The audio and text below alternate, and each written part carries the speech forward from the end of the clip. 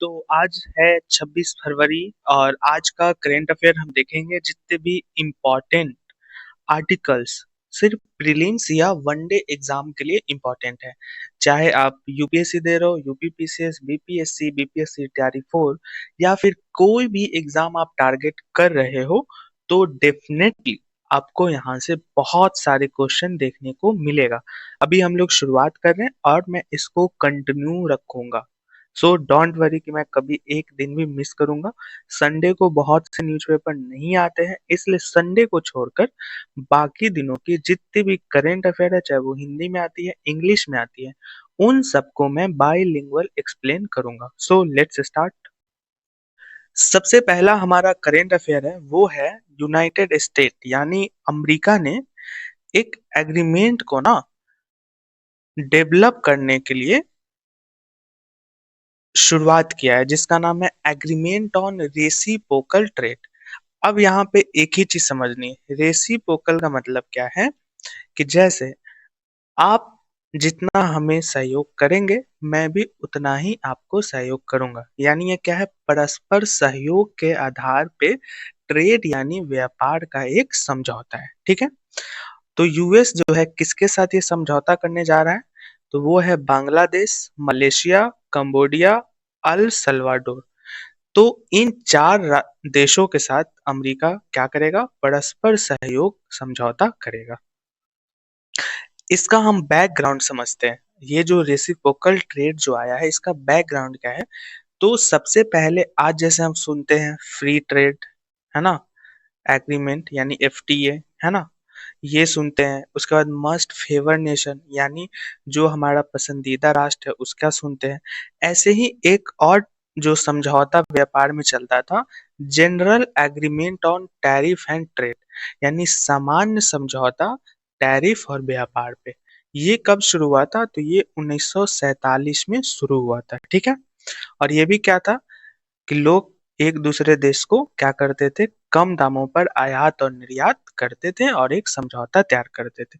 But 1995 में WTO यानी world trade organisation, विश्व व्यापार संगठन का निर्माण होता है और वो क्या करती है कि ये general agreement on tariff and trade है, इसको हटा देती है। ठीक है, और उसके जगह क्या बनता है, डब्ल्यूटीओ। ठीक है, ये डब्ल्यूटीओ का निर्माण क्या कैसे हुआ था, तो उरुग्वे एक देश है, वहां पे क्या हुआ, कई राउंड का निगोशिएशन हुआ। यानी एक देश दूसरे देश से क्या किए, समझौता के लिए आपस में क्या किए, अ, अपने जरूरत के हिसाब से समझौते किए। ठीक है, तो ये जाके क्या हुआ, वर्ल्ड ट्रेड ऑर्गेनाइजेशन बना, जिससे क्या हुआ कि इसका विकास हुआ कि कौन सा देश किसको ज्यादा प्रीफर करेगा, कैसे व्यापार सुगम होगा, सभी के लिए अच्छे से व्यापार हो सके। ठीक है ना। एक और इम्पोर्टेंट न्यूज है, दोहा डिक्लेरेशन। तो दोहा डिक्लेरेशन क्या है ना, कि ये एक क्या है, एक प्रकार का हेल्थ इमरजेंसी है। यानी अगर किसी देश में मान लीजिए कि स्वास्थ्य से संबंधित आपातकाल हुआ, जैसे कोरोना था, तो कोरोना शुरू कहाँ से हुआ, चाइना से, फिर वो बढ़ते बढ़ते बढ़ते सारा देश में फैल गया। तो ये क्या हुआ, एक तरीके से स्वास्थ्य आपातकाल था। तो इसी समय में अगर किसी देश को जरूरत पड़ती है तो उसको क्या किया जाएगा, अफोर्डेबल मेडिसिन यानी उसको सस्ते दामों पर दवाई उपलब्ध करा सके। इसी पे कौन सा डिक्लेरेशन है, दोहा डिक्लेरेशन। और दोहा किस देश की राजधानी है, कतर की। अब देखो भारत में ना एक क्या हुआ है कि बच्चों और जवानों में मेंटल हेल्थ डिजीज क्या हुआ, बढ़ा है। यानी जो दिमागी बीमारी है ना उसमें इजाफा हुआ। और होगा भी क्यों नहीं, एक तो क्या होता है कि बच्चों को मोबाइल का लत है, दूसरा क्या है कि वो अकेले ज्यादातर समय बिताते हैं, है ना, वो पर्यावरण के अनुकूल अपना जीवन यापन नहीं करते हैं। इसलिए क्या हो रहा है, मेंटल हेल्थ क्राइसिस बढ़ रहा है, बिना वजह के अपना दिमाग खराब करना। ठीक है, तो इसके लिए ना ये इम्पोर्टेंट इसलिए है कि जो आर्थिक सर्वेक्षण हुआ है इसमें ना इस चुनौती को निपटने के लिए कुछ रेगुलेटरी को वो क्या किया गया है, बाध्यता किया गया है कि अगर जैसे सोशल मीडिया है तो सोशल मीडिया का इस्तेमाल कैसे हो कि बच्चों और जवानों या किसी और पे गलत प्रभाव ना पड़े, ठीक है। इसलिए इम्पोर्टेंट है ये। एग्जाम में कैसे पूछेगा कि बताइए जो भारत में मेंटल हेल्थ क्राइसिस है, इसके लिए इकोनॉमिक सर्वे में किसी तरीके का प्रावधान नहीं है, तो ये गलत है ना। इकोनॉमिक सर्वे में इस बात को उठाया गया है। नेक्स्ट हमारा इंपॉर्टेंट न्यूज है कार्बन कैप्चर एंड यूटिलाइजेशन। इसमें तीन शब्द है, कार्बन, कैप्चर एंड यूटिलाइजेशन। यानी हमें कार्बन को क्या करना है, कैप्चर करना है और फिर उसका यूटिलाइज करना है, यानी उपयोग करना है। ये कैसे होगा, तो इसको करने के लिए सबसे पहले हमें क्या करना है, कार्बन डाइऑक्साइड जो है, जो क्या है हमारे पर्यावरण के लिए खतरनाक है, तो इसके इमिशन को क्या किया जाएगा, सीधे क्या किया जाएगा, हवा में ही कन्वर्ट कर दिया जाएगा। किसमें कन्वर्ट कर दिया जाएगा, फ्यूल्स में, रसायन में और बिल्डिंग मटेरियल्स में। यानी जो कार्बन डाइऑक्साइड जो हमारे पर्यावरण के लिए प्रतिकूल स्थिति उत्पन्न करती है, नई नई बीमारियों को जन्म देती है, उस कार्बन डाइऑक्साइड को सीधे क्या कर दिया जाएगा, कन्वर्ट कर दिया जाएगा हवा में ही, कि वो ना बीमारी बढ़े जमीन पे उससे पहले हवा में ही उसको कन्वर्ट कैसे कर दिया जाएगा, तेल में, रासायनिक पदार्थ में, है ना, और बिल्डिंग मटेरियल्स में, ठीक है। अब ये देखो एक इमेज के माध्यम से इसको समझते हैं। ये देखो प्रोसेस है। सबसे पहले क्या होगा, कार्बन डाइऑक्साइड को कैप्चर किया जाएगा। कैसे किया जाएगा, तो पावर, स्टील और सीमेंट आदि जो हमारा प्लांट है, वहां से जो धुआं निकलता है वहीं से इसको क्या कर लिया जाएगा, कैप्चर कर लिया जाएगा, ठीक है। फिर इसको कहाँ पे किया जाएगा, फिर इसको ट्रांसपोर्ट पाइपलाइन या शिप के माध्यम से किया जाएगा।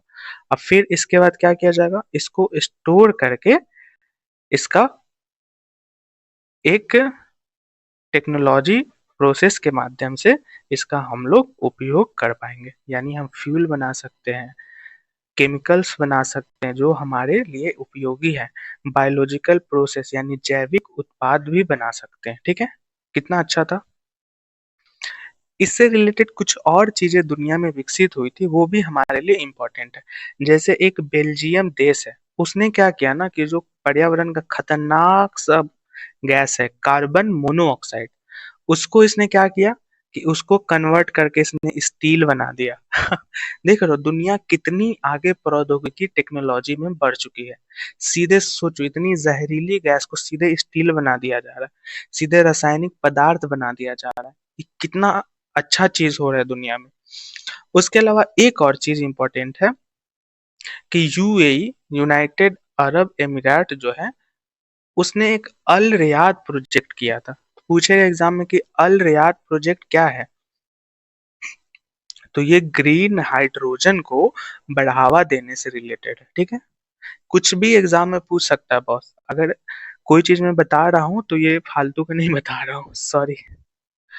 अब देखो हमने आज से 2-3 दिन पहले पढ़ा था कि सर्वम एआई जो भारत का है, उसने लार्ज लैंग्वेज मॉड्यूल बनाया है, ठीक है। अब लार्ज लैंग्वेज मॉड्यूल क्या है, तो ये क्या करती है ना कि आर्टिफिशियल इंटेलिजेंस के माध्यम से हमारा जो जरूरत है, जैसे एक सेकेंड यहाँ पे देखो, जैसे हम कई भाषाओं को क्या कर सकते हैं, ट्रांसलेट कर सकते हैं, कई चीजों को समरी कर सकते हैं। मान लो कि 10 पेज का नोट्स है एनसीईआरटी में, उसको हम समराइज कर एक पेज कर देंगे। किसी टॉपिक पे क्वेश्चन जनरेट करना है तो हम क्या करेंगे, क्वेश्चन जनरेट करेंगे, ठीक है। उसके बाद क्या करेंगे, कोई बुक, अगर मान लो कि लक्ष्मीकांत की बुक है, हमको समझ में नहीं आ रहा, तो उस लक्ष्मीकांत के बुक को क्या करेंगे, समझने के लिए इसका सहारा ले सकते हैं, ठीक है। उसके अलावा क्या करेगा, टोकन यानी जो शब्द है ना, उसको क्या करेगा, मशीन के माध्यम से उसको वाक्य बना देगा, है ना। उसका मतलब एक अच्छा सा कहानी बना देगा। जैसे आप कहोगे कि गुलाब और इस पे एक कविता लिखे, तो ये सब एक शब्द है और इस पे एक कहानी बन जाएगा। तो ये क्या है, लार्ज लैंग्वेज मॉड्यूल। अगला जैसे इंडिया एआई मिशन अभी चल रहा है, अभी हमने पिछले क्लास में देखा था कि इंडिया एआई समिट कहाँ हो रहा है, इंडिया में। फिर उसका अगला कहाँ होगा, स्विट्जरलैंड में। फिर उसका अगला क्या होगा, तो अरब में होगा, ठीक है। तो एग्जाम में ये पूछ सकता है कि इंडिया एआई मिशन यानी आर्टिफिशियल इंटेलिजेंस मिशन कब शुरू हुआ था? तो मार्च 2024 में। क्यों हुआ था? तो एआई को बढ़ावा देने के लिए। अब देखो एक बहुत ही अच्छा न्यूज़ है। जैसे इंडिया ने ना central bank digital currency launch किया है। और ये लॉन्च कैसे किया, अभी अच्छे से आप 2 मिनट सुनना। तो प्रधानमंत्री ग्राम कल्याण अन्न योजना यानी जो पीडीएस के माध्यम से गांवों में जो दाल चावल गेहूं मिलती है ना, तो यही योजना के माध्यम से पोंडुचेरी में, ठीक है, क्या किया गया है, एक डिजिटल रूपी के माध्यम से सीधे क्या किया जाएगा कि जो राशन की दुकान है वहां पे बेनिफिट दिया जाएगा, डायरेक्ट बेनिफिट ट्रांसफर किया जाएगा। तो देखो अच्छे से समझो, सबसे पहली बात क्या है कि सेंट्रल बैंक डिजिटल करेंसी यानी ये डिजिटल करेंसी कौन लॉन्च किया? आरबीआई लॉन्च किया। किससे रिलेटेड लॉन्च किया? तो एक डिजिटल रूपी, यानी डिजिटल रूपी का मतलब है कि वो आपको कागज या सिक्कों की तरह नहीं होगा, वो आपका एक टोकन की तरह होगा। जैसे बिटकॉइन आपने सुना है ना, तो वो क्या किसी के हाथ में है? नहीं, वो बस कंप्यूटर से जनरेट होता है और ऑनलाइन शेयर ट्रेड हो जाता है। यानी वो अगर आपको कुछ खरीदना है तो उसमें आप बिटकॉइन डालेंगे तो वो ऑटोमेटिक वो पैसा सेल हो जाएगा। यानी आपको बिना किसी हाथ में, बिना किसी फिजिकल टच का, बिना कोई नोट्स या सिक्कों का ही उसका इस्तेमाल होगा। तो इसका शुरुआत कहाँ किया गया है? तो जो राशन की दुकान पोंडुचेरी में है वहां से ये शुरुआत किया गया है, ठीक है।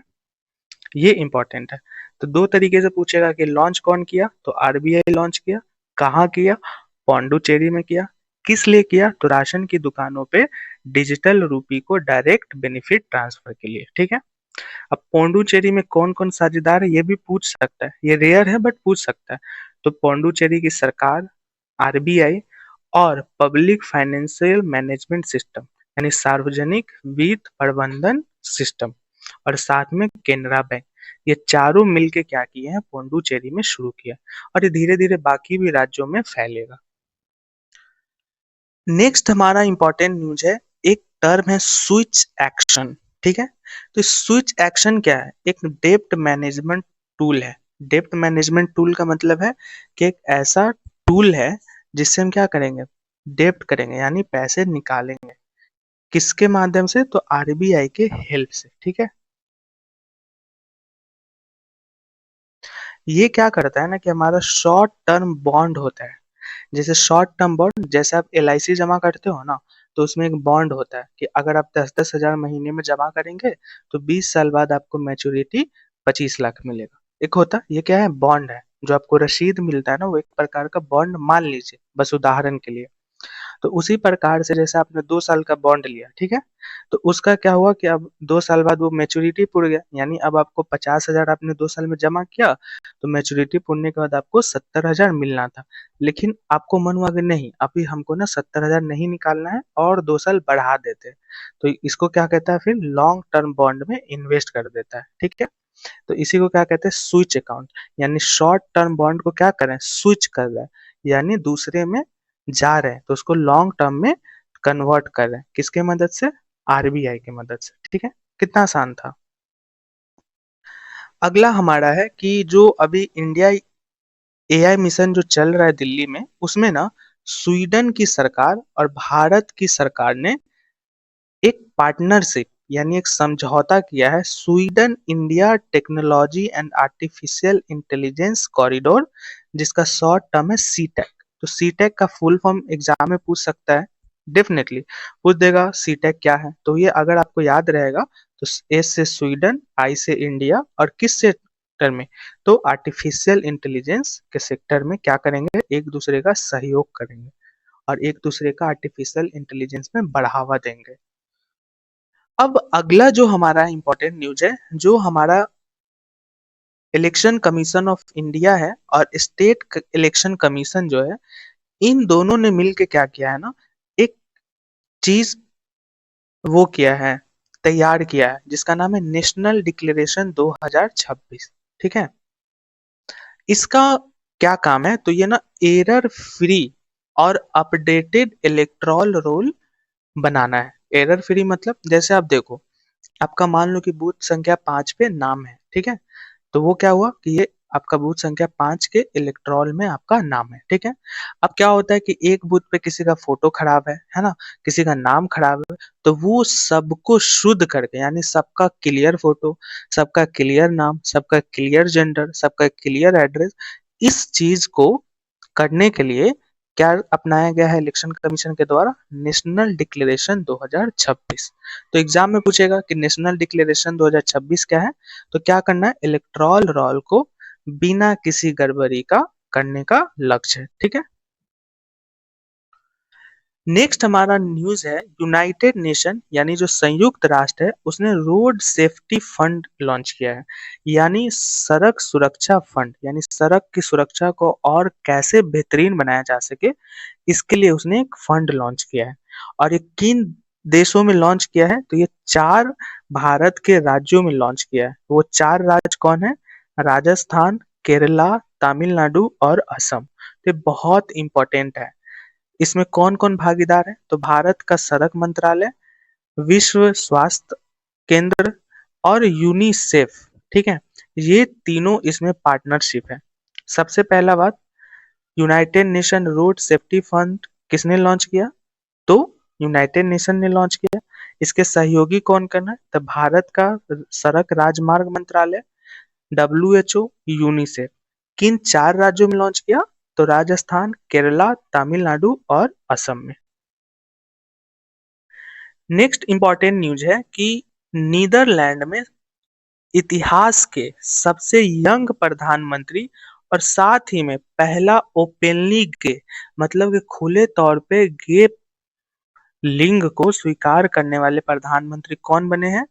रॉब जेट्टेन। रॉब जेट्टेन, ठीक है? नेक्स्ट इंपॉर्टेंट न्यूज है कि जो हमारा नॉर्थ ईस्ट यानी उत्तर पूर्व जो रेलवे है, उसने 5 रेलवे जो है वो ईट राइट स्टेशन सर्टिफिकेशन प्राप्त किया है। ईट राइट में क्या है? ईट मतलब खाना, राइट मतलब सही, यानी सही खाना, ऐसे ही समझो आसान भाषा में। स्टेशन कौन 5 स्टेशन को मिला है? तो ये आपका बहुत इंपॉर्टेंट है। दीमापुर नागालैंड का, अलीपुरदौर वेस्ट बंगाल का, कोकराझार असम का, गोलकागंज असम का और न्यू माल जंक्शन वेस्ट बंगाल का। यानी 2 है वेस्ट बंगाल का, 2 है असम का और 1 है नागालैंड का। अब जैसे याद कैसे रखोगे? तो एन ए ना वेस्ट बंगाल नहीं जाएंगे। तो एन से न्यू माल, ए से अलीपुरदौर, जी के असम का है, जी से गोलकगंज, के से कोकराझार, ठीक है? और दीमापुर नागालैंड। तो इसी के साथ आज का हमारा करेंट अफेयर खत्म होता है। आई होप आपको अच्छा लग रहा होगा। अगर आपको किसी तरीके के समझने में दिक्कत हो रही है तो आप प्लीज बताइए, आपको कुछ सुधार करने की जरूरत महसूस हो रही है तो बताइए, मैं सुधार करूंगा। सो मिलते हैं नेक्स्ट वीडियो में। Thank you so much.